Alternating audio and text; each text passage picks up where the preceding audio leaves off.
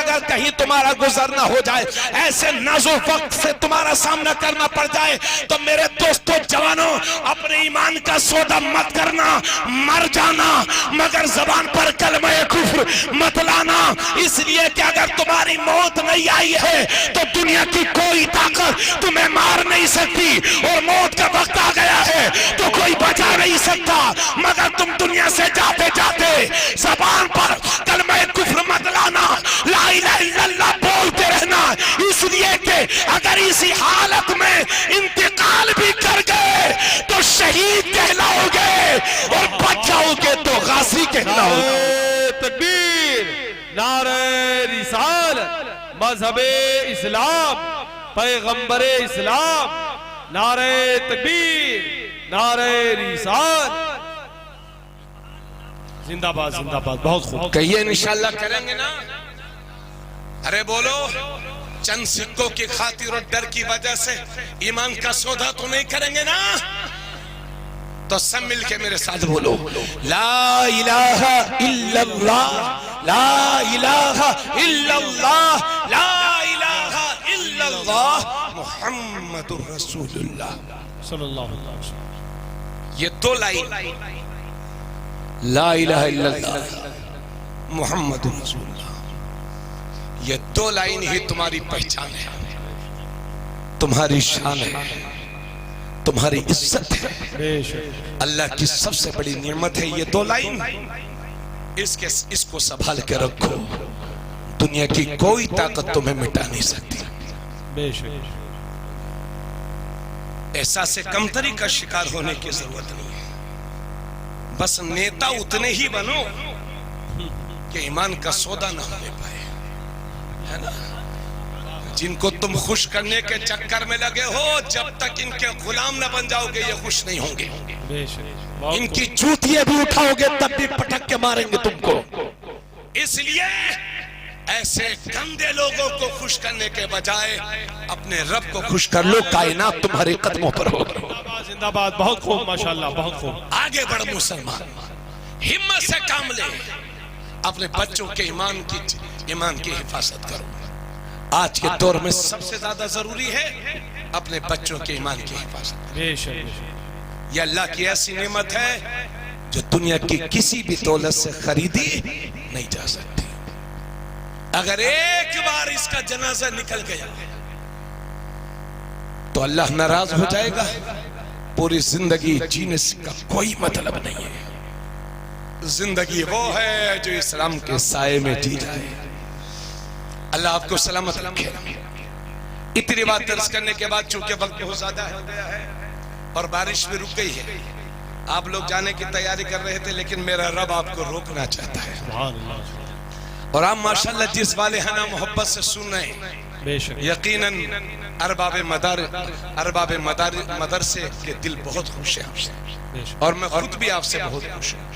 अल्लाह की रहमतें नाज़िल होती हैं ऐसी जगहों पर कि जहां पर चंद मुसलमान बैठे होते हैं। 40 मुसलमानों में एक अल्लाह का वली जरूर होता है। यह हदीस रसूल का मफहूम है। जरूरी नहीं कि शेरवानी पहनने वाला ही अल्लाह का वली हो सकता है कोई कुर्सी पर बैठा हुआ अल्लाह का नेक बंदा ऐसा हो जिसका दिल हमसे भी ज्यादा चमकदार हो। हम तो अल्लाह के बहुत गुनहगार बनते हैं, लेकिन आपके सदक़े में अल्लाह हमारी भी मग़फ़िरत कर दे। अब हज़रात ज़रा गौर फरमाए, ये हमारे चंद बच्चे हाफिज बने हैं और आलिम बने हैं। एक हदीस शरीफ सुना दूं, इजाजत है? बड़ी तवज्जो सुनिएगा, थोड़ा सा उसमें वक्त लगेगा, लेकिन आप हजरत हिम्मत मत हारिए। एक सहाबी हैं जिनका नाम है हजरत अबू दरदा। कसीर इब्ने कैस इस हदीस के रावी हैं, हजरत कसीर इब्ने कैस। वो कहते हैं, गौर से सुनिए, वो कहते हैं कि मैं रसूलुल्लाह सल्लल्लाहु अलैहि वसल्लम के, मैं हजरत अबू दरदा जो नबी के सहाबी हैं, उनके पास में बैठा हुआ था दमिश्क की मस्जिद में। हजरत अबू दरदा बैठे हैं और वो हजरत कसीर इब्ने कैस है। इतने में एक सहाबाए मदीना शरीफ से और कहा कि अबू दरदा, मैं रसूलुल्लाह के शहर मदीना शरीफ से आया हूं। मैंने सुना है कि आप आका की एक हदीस बयान करते हैं। मैं किसी और काम से नहीं आया, सिर्फ आपकी जबान से उस हदीस को सुनने के लिए आया हूं जो हदीस आपने नबी से सुनी। तब हजरत अबू दरदा जवाब देते हैं, कहते हैं हाँ ठीक है। फ़इन्नी समिअतु रसूलल्लाह सल्लल्लाहु अलैहि वसल्लम यक़ूल, मैंने नबी करीम सल्लल्लाहु अलैहि वसल्लम से सुना है, मन सलका तरीक़न यतलुबु फ़ीही इल्मा सलकल्लाहु बिही तरीक़न मिन तुरुक़िल जन्नह व इन्नल मलाइकता लतदउ अजनिहतहा रिज़ल लितालिबिल इल्म व इन्नल आलिम यस्तग़फिरु लहु मन फ़िस समावाति व मन फ़िल अर्द वल हीतानु फ़ी जौफ़िल मा व इन्न फ़ज़लल आलिम अला फ़ज़लिल आबिद कफ़ज़लिल क़मरि लैलतल बदरि अला साइरिल कवाकिब व इन्नल उलमा वरसतुल अंबिया व इन्नल अंबिया लम युवर्रिसू दीनारन वला दिरहमा व इन्नमा फर्रसुल इल्म फमन अखज़हु अखज़ बिहस्सिन वाफिर। सुभान अल्लाह, सुभान अल्लाह। बोलो मिलकर के सुभान अल्लाह। ये हदीस वो है जो हजरत अबू दरदा ने बयान की थी। दिल लगा के सुन लेना, ईमान में ताज़गी आएगी। हजरत अबू दरदा कहते हैं कि मैंने नबी करीम सल्लल्लाहु अलैहि वसल्लम से सुना था, आका ने फरमाया जिसने इल्म के रास्ते में जो एक रास्ता चला, यानी इल्म हासिल करने के लिए किसी रास्ते पर चला, तो अल्लाह उसे जन्नत के रास्तों में से एक रास्ते पर चलाएगा। व इन्नल मलाइकता लतदउ अजनिहतहा रिज़ल लितालिबिल इल्म, और बेशक अल्लाह के फरिश्ते एक तालिबे इल्म के कदमों के नीचे अपने परों को बिछाए चलते हैं। व इन्नल आलिम यस्तग़फिरु लहु मन फ़िस समावाति व मन फ़िल अर्द वल हीतानु फ़ी जौफ़िल मा, और बेशक आलिम जमीन की सारी मखलूकात, आसमान वाले जमीन वाले सब आलिमों के लिए, उलमा के लिए दुआ करते हैं। हत्ता के समंदर के बीच में जो मछलियां होती हैं वो भी उलमा के लिए दुआ करती हैं। व इन्न फ़ज़लल आलिम अला फ़ज़लिल आबिद कफ़ज़लिल क़मरि लैलतल बदरि अला साइरिल कवाकिब। नबी फरमाते हैं बेशक आलिम की फजीलत आबिद पर, आबिद सिर्फ इबादत करने वाले को कहते हैं, यानी जिसके पास इल्म ना हो सिर्फ इबादत हो, और आलिम से यहाँ वो मुराद है जिसके पास इल्म हो साथ में इबादत हो, ऐसा। बेशक आलिम की फजीलत आबिद पर ऐसे ही है जैसे 14वीं के चांद की फजीलत सितारों पर है। और नबी ने फरमाया वइन्नल उलमा वरसतुल अंबिया, बेशक नबियों के वारिस उलमा ही हैं। और उलमा इन्नमा फर्रसुल इल्म, नबियों ने दिरहमो दिनार विरासत में नहीं छोड़े, बल्कि नबियों ने विरासत में इल्म छोड़ा है। तो जिसने इल्म हासिल कर लिया उसने वाफिर हिस्सा, बहुत सारा हिस्सा हासिल कर लिया। बोलो सुभान अल्लाह। ये हदीस मैंने अपने बच्चों के लिए पढ़ी थी, जो हमारे बच्चे आलिम हुए हैं, हाफिज हुए हैं, कारी हुए हैं। इंशाल्लाह ये हमारे बच्चे जो कारी और हाफिज हुए ये भी इंशाल्लाह आलिम बनेंगे। इजाजत है आप लोगों की, आगे चलूं मैं जी। सच्चर कमेटी की रिपोर्ट ये बताती है कि 3 से 4% मुसलमान हैं पढ़े लिखे।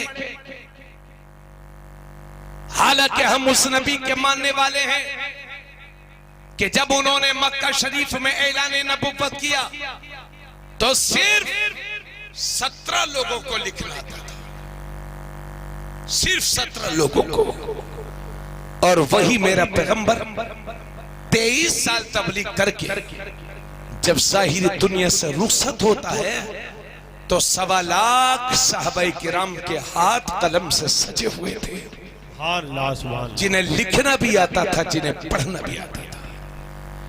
हम उस नबी के मानने वाले हैं कि जिन पर पहली वही उतरी तो अल्लाह ने फरमाया इक़रा बिस्मि रब्बिकल लज़ी खलक़ खलक़ल इंसान मिन अलक़ इक़रा व रब्बुकल अकरम अल्लज़ी अल्लम बिल कलम। नबी पर जो पहली वही उतरी है उसमें पढ़ने का जिक्र है और कलम का जिक्र है। आप हजरत दिलचस्पी नहीं ले रहे। अब आप हजरत ये चाहते कि मैं पूरी तकरीर बहुत जोश में करूं, फिर आप कहेंगे सुबह को मौलाना चीख बोल रहे थे।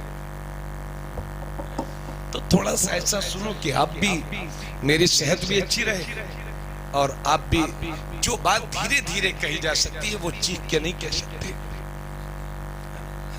तो कुछ थोड़ा धीरे भी सुनो, कहीं जरूरत पड़ेगी तो इंशाल्लाह हम ईमानी जज्बे के साथ बोलेंगे। उसको चीखना नहीं बोलते, उसको ईमानी जज्बा बोलते हैं जो एक मोमिन को आ ही जाता है। हजरात, मेरी माँ बहनें भी सुनेंगी, जंगे बदर में बहुत सारे मुश्रिकीन गिरफ्तार कर लिए गए और बहुत सारे मुश्रिकीन को कत्ल कर दिया गया। जो मुश्रिकीन गिरफ्तार हुए थे, अल्लाह के नबी ने हजरत उमर से फरमाया, ए उमर, ये बताओ इन मुश्रिकीन के साथ क्या सुलूक किया जाए। तो हजरत उमर के तेवर तो आप जानते हैं, अर्ज करते हैं, या रसूल अल्लाह, ये बड़े जालिम हैं। आका आप नमाज पढ़ते थे, ये बदले में पत्थरों की बारिश करते थे।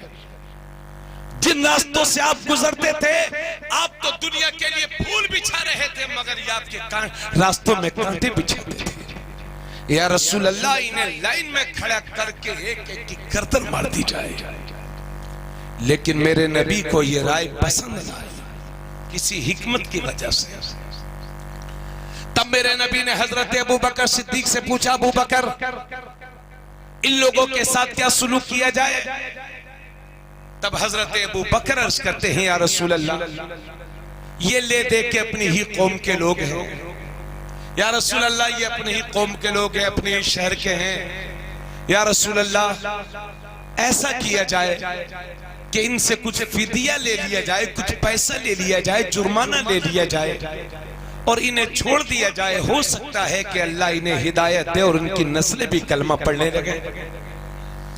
अल्लाह के नबी को ये राय पसंद आई और जिन जिन लोगों के पास पैसे थे जुर्माना अदा करने का, वो हैसियत रखते थे, फिदिया देने की हैसियत रखते थे, अल्लाह के नबी सल्लल्लाहु अलैहि वसल्लम ने, देखिए हजरत उनकी गर्दनें देखिए सबकी मोटरसाइकिल की तरह। भैया, एक एक बात बड़ी कीमत से पढ़ी जाती है, बड़ी मेहनत से फिर आप तक पहुंचाई जाती है। हो सकता है 1000 बातें असर न करें, मगर कोई एक बात जबान से ऐसे निकल जाए जो आपके दिल पर असर कर जाए। इसलिए कबूल कर लो मेरी हर बात को, और ये जबान मेरी है लेकिन बातें आपके मेरे नबी की। तवज्जो चाहो। तो हजरत अबू बकर सिद्दीक ने कहा, या रसूल अल्लाह, इनसे पैसा ले लिया जाए, उन्हें छोड़ दिया जाए। अल्लाह के नबी ने जो मुश्रिकीन फिदिया देने के लायक थे उनसे फिदिया ले लिया और उन्हें रिहाई बख्श दी, और जो फिदिया देने के लायक नहीं थे, फिर उनमें जो पढ़े लिखे थे, अल्लाह के नबी ने उनकी सजा ये मुतय्यन की कि जो मुशरिक पड़ा हुआ है, मुल्हिद मुशरिक जो पड़ा हुआ है, उसकी जिम्मेदारी यह है कि मुसलमानों के 10-10 बच्चों को पढ़ा दे और रिहाई का परवाना हासिल कर ले। यह है आपके नबी की इल्म से मोहब्बत कि माल मिले चाहे न मिले, मगर मुसलमानों के बच्चे पढ़ लिख जाएं। अल्लाह के नबी सल्लल्लाहु अलैहि वसल्लम के एक साहबी कहते हैं, उतलुबुल इल्म लौ कान बिस्सीन, इल्म हासिल करो अगरचे तुम्हें चाइना का सफर करना पड़े। तो क्या जिस वक्त ये फरमान किया गया था कि उस वक्त चाइना में बड़ी बड़ी यूनिवर्सिटीज, कॉलेजेस, स्कूल्स थे? नहीं। फरमान का मतलब यह है कि चाहे जिंदगी में जितनी भी दुश्वारियां आए उठा लो, बर्दाश्त कर लो, मगर अपने बच्चों को जाहिल न रहने दो। तालीम के मामले में जितनी दुश्वारियां आए बर्दाश्त कर लो। याद रहे मेरी कौम के जिम्मेदारों, जमाने पर वही कौमें हुकूमतें करती हैं जिनके बच्चों के हाथ कलम से सजे हुए होते हैं, और उसी कौम का मुकद्दर बेदार होता है। वही कौम कुर्सियों पर बैठती है कि जिनके बच्चों के हाथ कलम से सजे हुए होते हैं। इसलिए एक एक लाख के मोबाइल अपने बच्चों के हाथों से छीन करके अपने बच्चों के हाथों में कलम दीजिए, अपने बच्चों के हाथों में किताबें दीजिए। हजरात, इतनी ताकीद की गई है इस्लाम में, मगर हम देख रहे हैं मुसलमानों में दो गिरोह हैं, दो जमातें। मुसलमानों में दो जमातें हैं, एक गरीबों की जमातें हैं, एक अमीरों की जमातें हैं। यानी कुछ गरीब मुसलमान हैं, कुछ अमीर मुसलमान हैं। आज गरीब मुसलमान अपने बच्चों को मदरसे में भेज देते हैं, दारुल उलूम निदाए हबीब या दीगर मदरसों में दाखिला करा देते हैं। अमीरों को देखो तो आज के अमीर इल्ला माशाल्लाह अपने बच्चों को मदरसे में भेजने के लिए तैयार नहीं है। इसलिए कि अगर अमीर से कहो कि अपने बच्चे को मदरसे में भेजो तो वो कहते हैं हजरत अगर हम अपने बच्चे को मदरसे में भेज देंगे तो हमारा बच्चा अपना पेट कैसे भरेगा, अपने बच्चों को कैसे अच्छी पढ़ाई करवा पाएगा, अपने बच्चों को कैसे पालेगा। यह है आज के अमीर की ज़हनियत। और अमीर कहते हैं मौलाना साहब अगर हम अपने बच्चों को मदरसे में भेज देंगे तो हमारे रिश्तेदार हमें ताना देंगे कि तूने गरीबों में अपने बच्चों को भेज दिया है। हमारे रिश्तेदार हमसे कहेंगे कि कहां तूने अपने बच्चों को भेज दिया है। इसलिए मौलाना साहब मैं यूनिवर्सिटी में पढ़ाऊंगा, मैं डॉक्टर बनाऊंगा, मैं इंजीनियर बनाऊंगा। तो ये अमीरों, मुसलमान अमीरों, मैं आपके हौसले को भी सलाम करूंगा, चाहे जहां पढ़ाओ, मगर अपने बच्चों को जाहिल ना रहने दो। जिहालत के खिलाफ आपको जिहाद छेड़ना होगा। जिहालत के खिलाफ जिहाद के आदी हो जाइए, कामयाब हो जाओगे।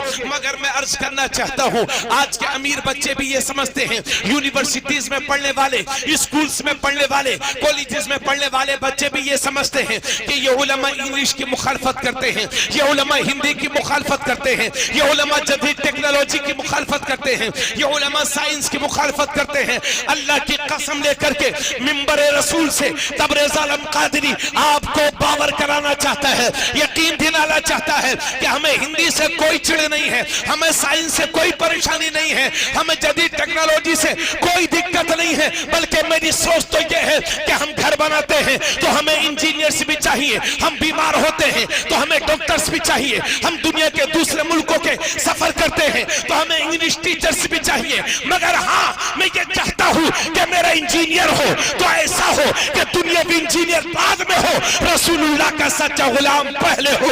मैं ये चाहता हूं कि मेरा डॉक्टर हो तो ऐसा हो कि तबीब जिस्मानी बाद में हो, तबीब रूहानी पहले हो। मैं ये चाहता हूं कि मेरा मास्टर हो तो ऐसा हो कि दुनियावी किताब बाद में पढ़े, अल्लाह की किताब पहले पढ़े। जिंदाबाद जिंदाबाद, नारे तकबीर, नारे रिसालत, फैजाने इल्मे कुरान, मजहबे इस्लाम, हुजूर मुफ्ती साहब किबला, मदरसा निदाए हबीब, नारे तकबीर, नारे रिसालत। मुअज़्ज़ज़ सामीन, आप इस बात को बखूबी जानते हैं, कुरान के खिलाफ हमले ये साल 2 साल 6 महीने में होते ही रहते हैं। अभी डेनमार्क में, स्वीडन में कुरान को जलाया गया, आपको याद है? ये इसलिए होता है क्योंकि इन लोगों के पास, इधर सुनिए, तवज्जो चाहूंगा आपकी, बस मैं तकरीर खत्म करने वाला हूं, जल्दी बस थोड़ी सी और सुन लीजिए। मैं चाहता हूं कोई बात दिल पर असर करे, और हम लोग इतने दूर से आए हैं आपको सुनाने के लिए। अब तबलीगी जमात के 12 आदमी एक आदमी को बिगाड़ने के लिए परेशान रहते हैं, तो हमारे सामने तो इतने लोग बैठे, हमें इन्हें क्यों नहीं बचाना? कुरान के खिलाफ हमले होते रहते हैं, कभी उधर कभी उधर कभी उधर कभी उधर कुरान जला दिया गया, कभी वहां नजर आतिश कर दिया गया, कभी यहां कभी वहां। 70 की दहाई में कलकत्ता की जमीन पर चंदुमल चोपड़ा नाम के एक शख्स का खोपड़ा खराब हुआ तो बंगाल के हाई कोर्ट में रिट दाखिल की। कि कुरान की उन 26 आयतों को निकाला जाए कि जिनमें जिहाद का हुक्म है। बंगाल के मुसलमान परेशान हो गए। असल में हाई कोर्ट ने उस दरखास्त को सुनने के लिए कबूल कर लिया। बंगाल के मुसलमान परेशान हो गए, किया जाए क्या किया जाए। धरना देने की तैयारी, एहतजाज करने की तैयारी, मुसलमान परेशान। मुसलमानों की परेशानियों को हुकूमत बंगाल समझ गई और हुकूमत बंगाल ने ऐलान किया बंगाल के मुसलमानों से कि बंगाल के मुसलमानों और पूरे देश के मुसलमानों, आपको परेशान होने की जरूरत नहीं है। हम तुम्हारी तरफ से कुरान की उन 26 आयतों के तहफ्फुज़ के लिए खुद बंगाल के हाई कोर्ट में फरीक बनेंगे, यानी तुम्हारी तरफ से तुम्हारा मुकदमा हम लड़ेंगे। ये किसने कहा था? बंगाल की हुकूमत। और जो काम मुसलमानों को करना चाहिए वो बंगाल की हुकूमत ने किया। और ये भी आपको बता दूं, आपको जज्बाती होने की जरूरत नहीं है। मेरा रब फरमाता इन्ना नहनु नज़्ज़लना ज़िक्र व इन्ना लहू लहाफ़िज़ून। बेशक हम ही ने इस कुरान को नाज़िल किया है और हम ही इसकी हिफाजत करेंगे। इसलिए आपको टेंशन लेने की जरूरत और इस भूल में भी मत रहना। याद रखिए, साफ सुथरे जुमलों में कह दूं, हिंदुस्तान के हर धर्म की अक्सरियत कुरान की इज्जत करती है। जाओ जाके देखो पंजाब के पुराने सिखों को, आज भी कुरान पढ़ना जानते हैं। और पंडित विनोबा भावे गोरखपुर की, उन्होंने कुरान का हिंदी में तर्जुमा किया है। और कुरान की वो 26 आयतें कि जिनसे आज तक मुश्रिकीन का और कुरान के दुश्मनों का पेट का हाजमा खराब होता है, आज तक वो परेशान है। पंडित विनोबा भावे ने उन 26 आयतों का मतलब हिंदी जबान में पेश किया है। अभी दो चार साल पहले वो लखनऊ का मलऊन जमाना शख्स, जिसका नाम लेना भी अपनी मिंबर की तौहीन समझता हूं, उसने सुप्रीम कोर्ट में रिट दाखिल की कि कुरान की 26 आयतों को निकाला जाए। तो हम देखते रहे क्या होगा क्या होगा क्या होगा। नतीजा वही हुआ जिसकी उम्मीद थी। 50,000 का जुर्माना मार कर, जुर्माना लगा करके जलील और रुस्वा कर दिया। और जमाना देख रहा है, जो कुरान की 26 आयतों को बदलने गया था, अल्लाह ने उसे ही बदल दिया है। दर बदल की ठोकरें खा रहा है, जलील और रुस्वा घूम रहा है। इसलिए कि ला तब्दीला लिकलिमातिल्लाह, अल्लाह की बोली में कोई बदलाव होने वाला नहीं है। तो मुसलमानों, तुम्हें टेंशन लेना नहीं है। मैं यकीन के साथ कहता हूं, अरे कुरान की 26 आयतें तो दूर की बात है, न कुरान का कोई एक हर्फ मिटा सकता है, न कोई एक आयत मिटा सकता है, न कोई एक ज़ेर मिटा सकता है, न कोई पेश मिटा सकता है, न कोई ज़बर मिटा सकता है, न कोई नुक्ता मिटा सकता है। कुरान 1400 साल पहले जैसे मेरे नबी पर नाजिल हुआ था, आज भी वैसे ही है और सुबह क़यामत तक वैसे ही रहेगा। क्योंकि कुरान सिर्फ परेशों के कागज पर नहीं छपता, कुरान मेरी कौम के इन बच्चों के सीनों पर भी छपा करता है। नारे तकबीर, नारे रिसालत, अज़मते कुरान मजीद, नारे तकबीर, नारे रिसालत।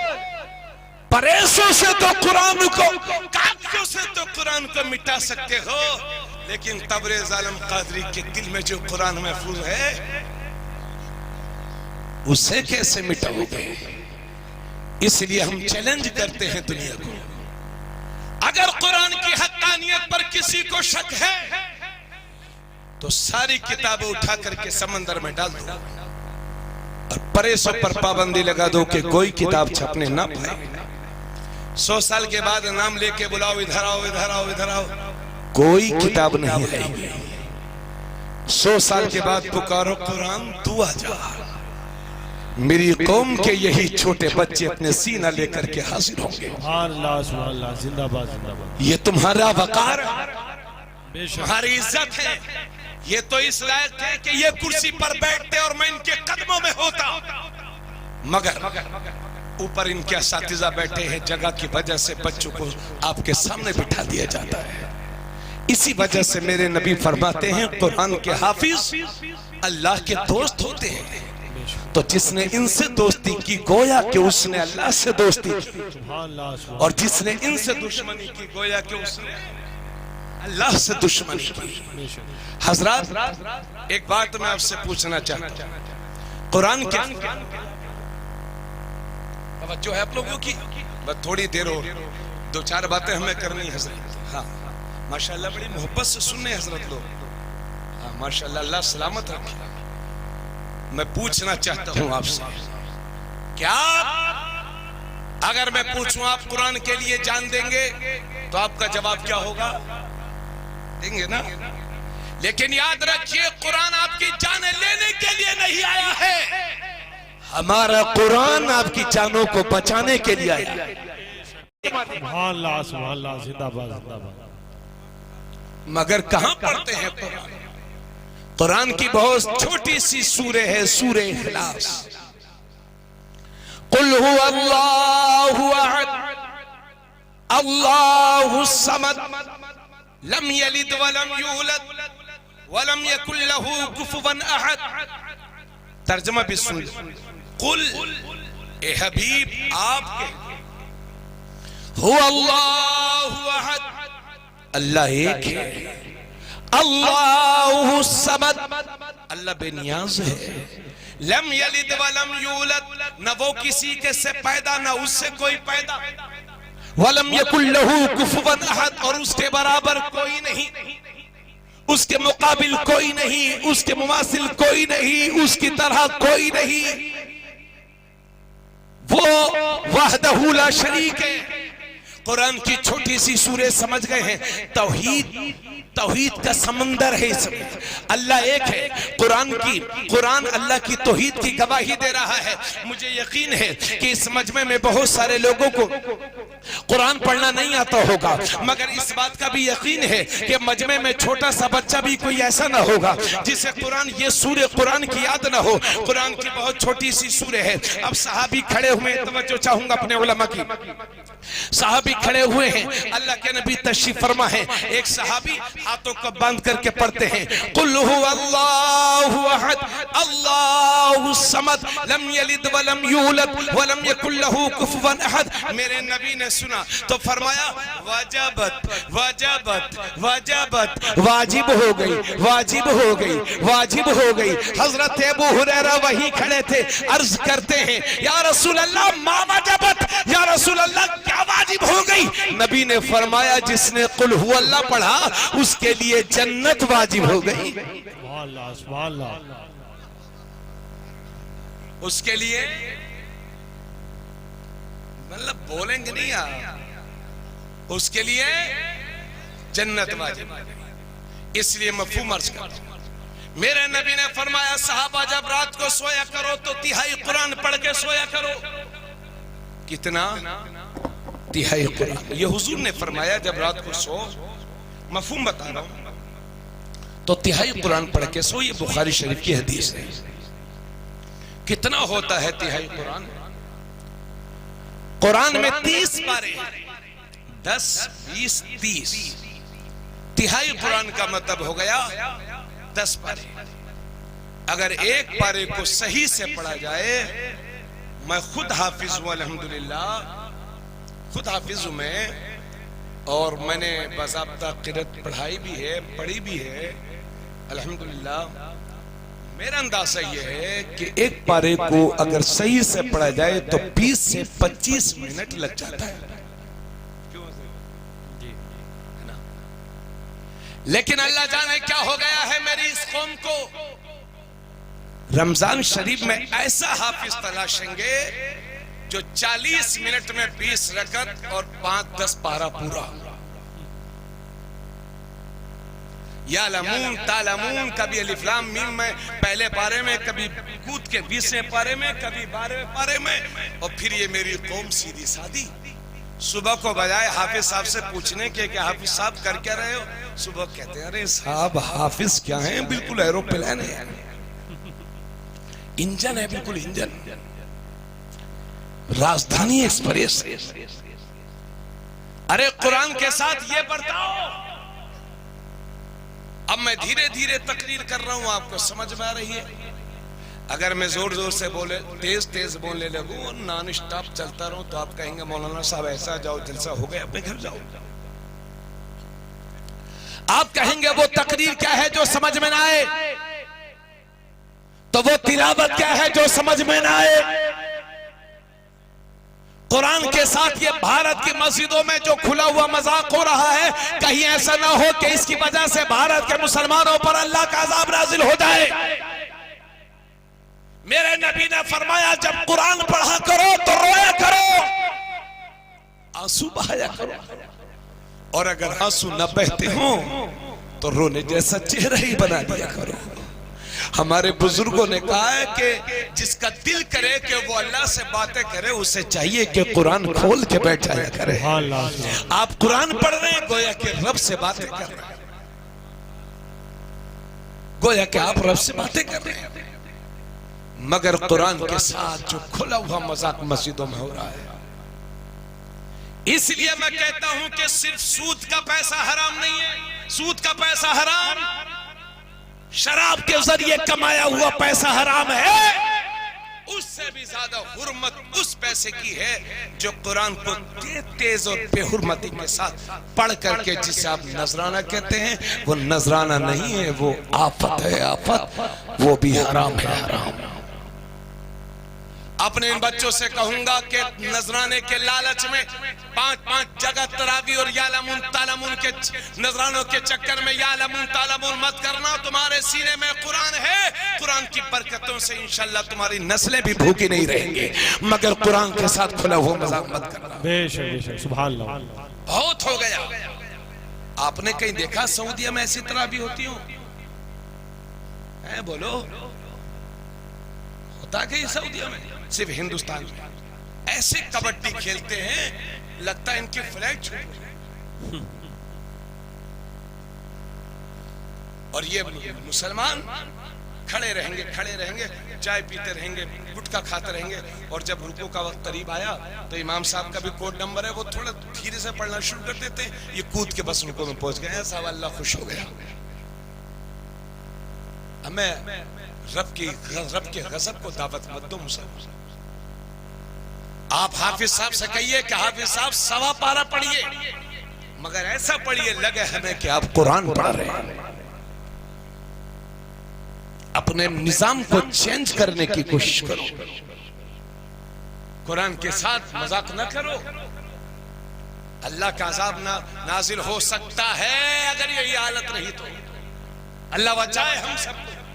महबूब के कदमों के सदक़े में हम बचे हुए हैं, उनके वजूद मसूद के सदक़े में। तो हजरत एक पारे को अगर सही से पढ़ा जाए तो 20 मिनट लग ही जाते हैं। अब जब हम 10 पारे पढ़ेंगे तो कम से कम 3 से 3.5 घंटा लग ही जाएगा, तकरीबन 3-3.5 घंटा लग ही जाएगा। अब सोते वक्त कोई 3.5 घंटा तिलावत कैसे कर सकता है, तिहाई कुरान कैसे पढ़ सकता है? तो सहाबा अर्ज़ करते हैं, या रसूल अल्लाह, सोते वक्त नींद का खुमार होता है, कोई उस हालत में 10 पारे कैसे पढ़ सकता है, तिहाई कुरान कैसे पढ़ सकता है? तो नबी फरमाते हैं, ए मेरे सहाबा, एक बार कुल हुवल्लाह शरीफ पढ़ लिया करो, अल्लाह तुम्हें तिहाई कुरान का सवाब अता फरमाएगा। अल्लाह सुभान जिंदाबाद जिंदाबाद। इसी हदीस की रोशनी में हमारे उलमा ने कहा है कि जो 3 बार कुल हुवल्लाह शरीफ पढ़ लेता है, अल्लाह उसे एक कुरान मजीद का सवाब अता फरमाता है। सुभान अल्लाह, सुभान अल्लाह। एक बुरी रस्म और है,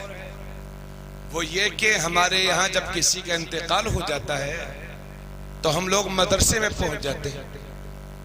चंदा अगर 1000 रुपये हमने मदरसे को दिया है तो पहुंच गए मदरसा, हजरत साहब पारे दे दो, कुरान शरीफ पढ़े हुए दे दो, चलता है ना इधर?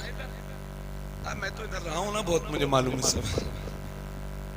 हजरत साहब पारे दे दो, अगर उन्हें आपने 5 कुरान शरीफ दे दिया तो उनका मूड खराब हो जाएगा, वो चंदा 1000 से 500 कर देंगे।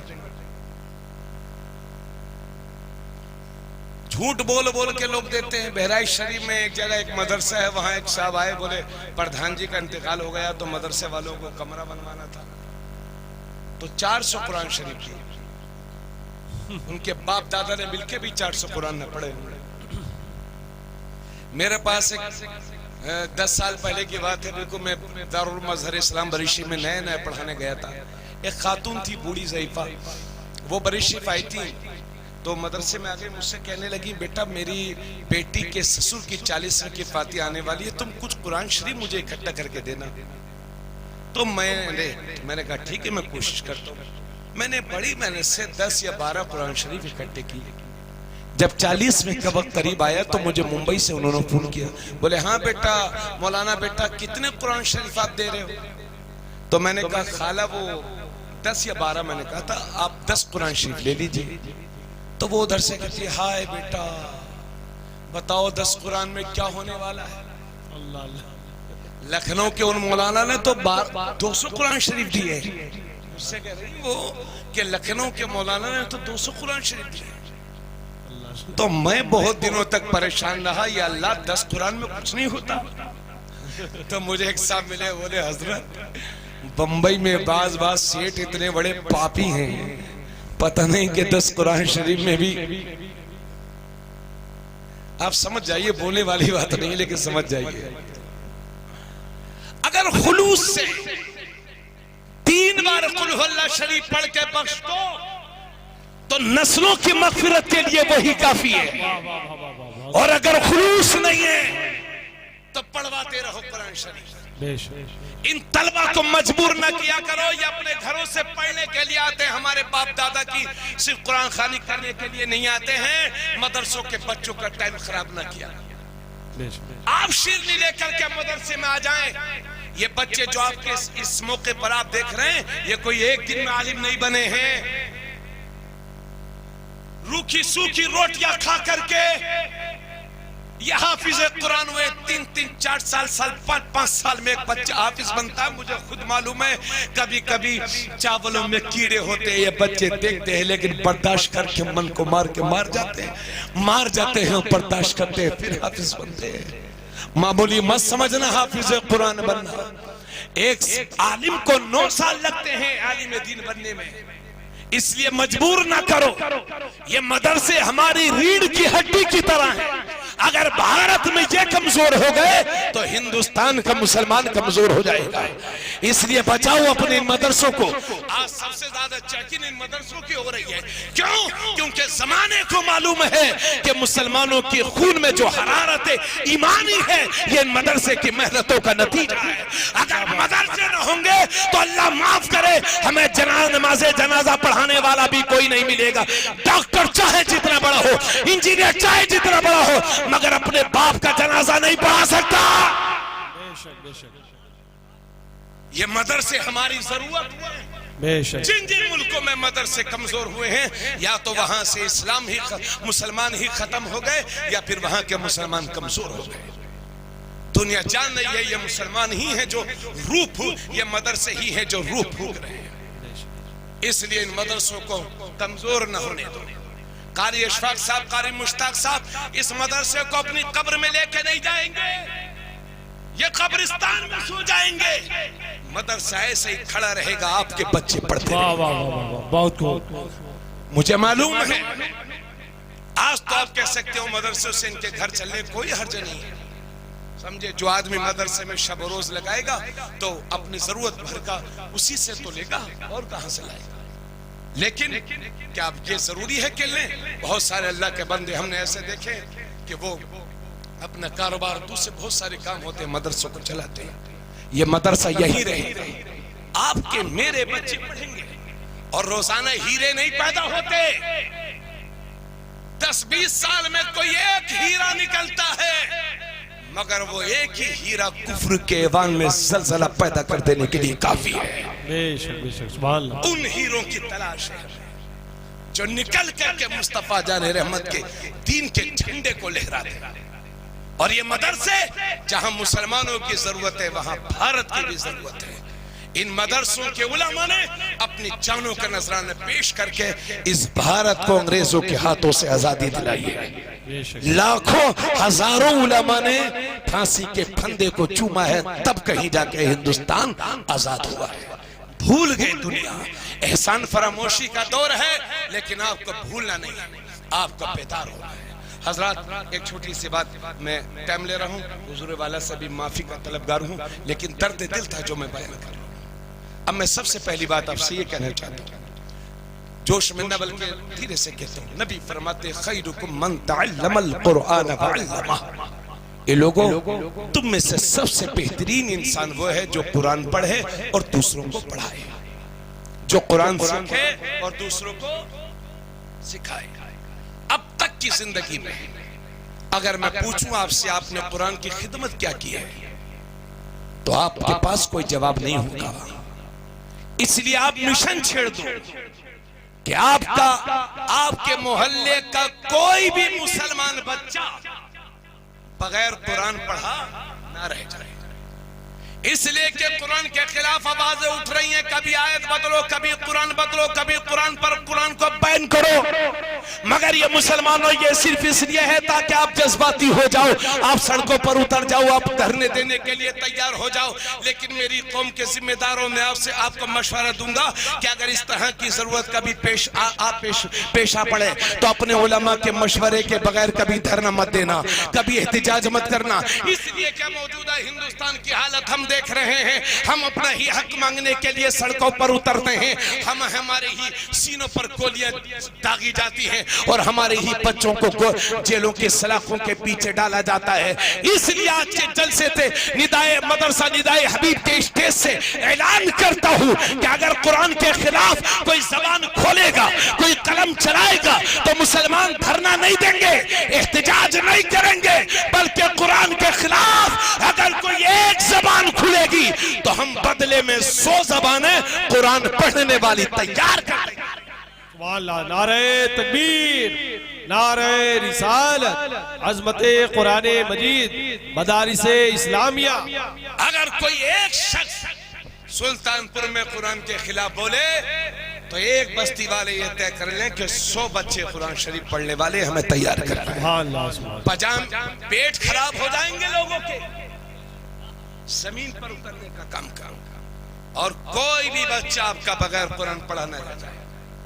इसलिए कि यूनिवर्सिटीज डिग्रियां देती हैं, इंजीनियर मास्टर बनाती हैं, मगर कुरान बेहतरीन इंसान बनाता है। वाह वाह वाह, बहुत खूब। ये यहां भी काम आएगा, वहां भी काम आएगा। और मरते वक्त देखा होगा ना आपने, इंजीनियर साहब आते हैं, अब्बा जी वो जो प्लाट है वो किसके नाम है, उसके कागज कहां है, यानी बाप की जान निकल रही है और ये प्लाट के चक्कर में पड़ा हुआ है। डॉक्टर साहब, अब्बा वो बैंक बैलेंस कितना है, साइन कर दो, कहीं ऐसा ना हो कि रह जाए। मास्टर साहब आते हैं तो वो भी पूछते हैं, अब्बा ये मकान मेरे नाम कर दो। तो जिन्हें दुनिया की तालीम दी थी वो दुनिया की बात करेंगे।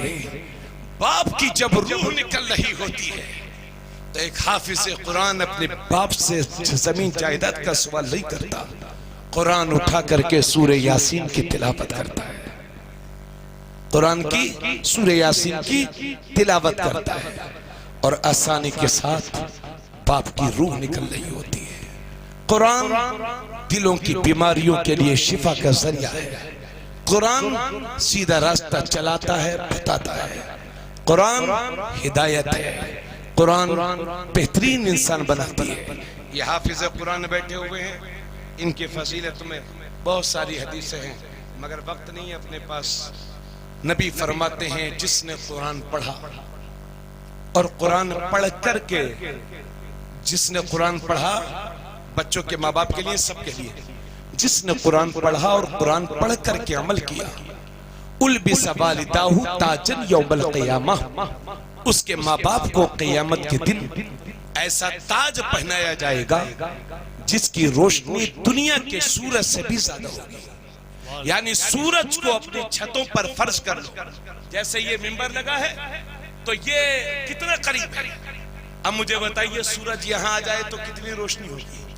आका फरमाते हैं, तुम्हारी छतों पर सूरज हो, उस वक्त जितनी उसकी रोशनी होगी उससे भी ज्यादा रोशनी उस ताज की होगी जो हाफिज कुरान के माँ बाप को पहनाया जाएगा। बेशक। आका फरमाते हैं, तो उसका क्या हाल होगा जिसने खुद कुरान पढ़ा और उस पर अमल किया।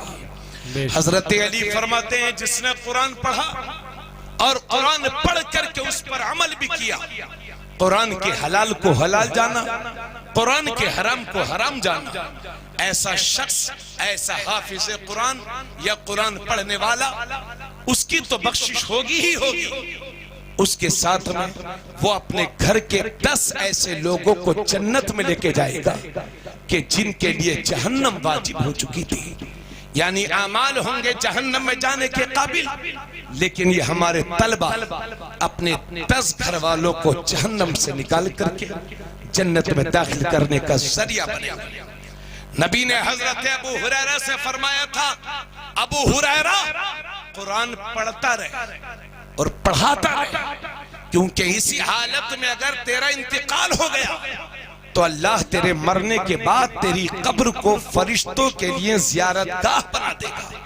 यानी अल्लाह के फरिश्ते उस हाफिज कुरान, उस कारी कुरान की कब्र का तवाफ करेंगे कि जिसने जिंदगी भर कुरान पढ़ाया हो और पढ़ा।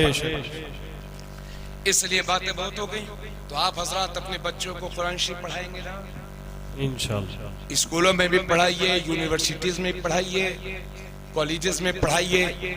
और शादियां, मुझे बोलना तो बहुत था लेकिन क्या कितना बोलूं, शादियां जो 10-10 लाख, 20-20 लाख, 15-15 लाख, 5-5 लाख की करते हो, शादियों को निहायत सस्ता करो। आका फरमाते हैं सबसे बेहतरीन शादी वो है जो कम से कम खर्च में मुनक्किद हो जाए।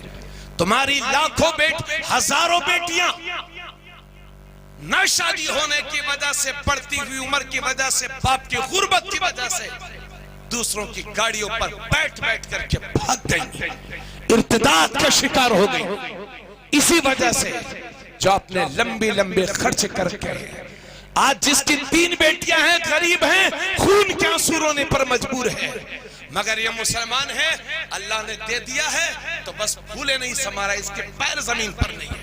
अरे अमीर जादो, बड़े बड़े अमीरों को हमने देखा है कि जो कर्ज मांगने के मोहताज हो जाते हैं। इसलिए अल्लाह के अजाब से डरो, अल्लाह की नाराजगी से डरो।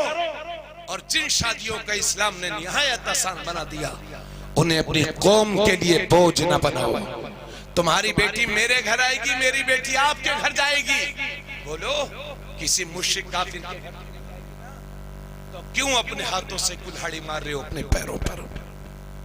कम से कम बाराती लेके जाओ, कम से कम खाना, मतलब 10-10 तरह, जो 5-5 तरह के खाने के बजाय 1-2 तरह के खाने, कम से कम खर्च लेके जाओ, कम से कम खर्च कराओ। और जिन हाथों को ससुराल के आगे फैलाते हो, उन्हीं हाथों को अल्लाह के आगे फैलाओ, तो मेरा रहमत, मेरा रब इतना देगा कि तुम्हारी नस्लों में भी रिज़्क़ की कमी न होगी।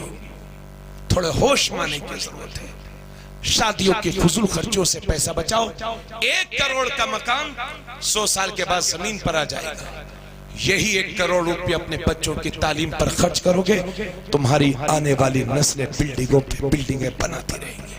आज हमें इंजीनियर्स, मास्टर्स, डॉक्टर्स भी चाहिए, पढ़ाओ, मगर अपने बच्चों को जाहिल न रहने दो। मदरसा निदाए हबीब जो कदीम इदारा है, कितने साल हो गए? 40 साल। मैं बहुत पहले 15 साल से आता हूँ, अभी 2-4 साल पहले, 5-6 साल पहले आया था मैं, बस किसी दौरे पर आसपास आया तो थोड़ी देर के लिए दिन में आया था। लेकिन मदरसे में, आज के दौर में मदरसे के साथ साथ एक मस्जिद की भी जरूरत है ना। चूंकि उमूमन मदरसे में बच्चे ज्यादा होते हैं तो कभी मोहल्ले वाले परेशान हो जाते हैं कि बच्चे तो बच्चे, कभी शरारत भी करने लगते हैं, कभी मस्जिद खोल के पढ़ने बैठ जाते हैं, कभी पंखा चलाते हैं, तरह तरह के। इसलिए मदरसे को अपनी मस्जिद की जरूरत है। मस्जिद हिंदुस्तान में इस्लाम की निशानी है ना। जहां मस्जिदें ना हो, कानूनी दायरे में रह करके आप मस्जिदों की तामीर करें।